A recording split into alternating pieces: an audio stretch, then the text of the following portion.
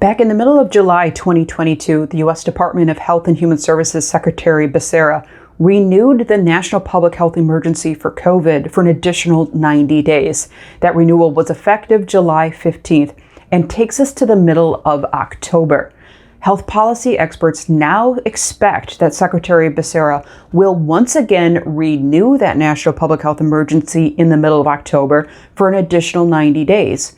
And here's why. Because if the national public health emergency were to come to an end in the middle of October, we would have gotten notice from the federal government 60 days in advance of that end date, which is the middle of August 2022.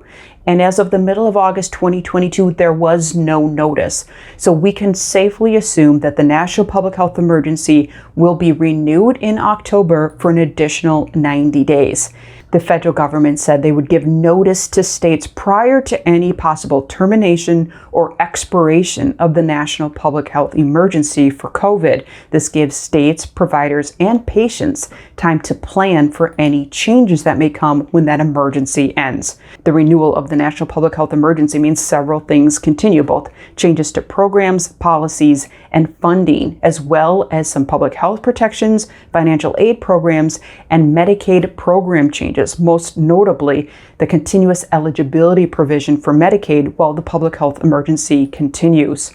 Now, what's next? The national public health emergency is likely to be renewed in the middle of October for an additional 90 days, which takes us into January 2023. Now, the feds could end the national public health emergency at any time, but they do remain committed to giving 60 days notice in advance of any terminations.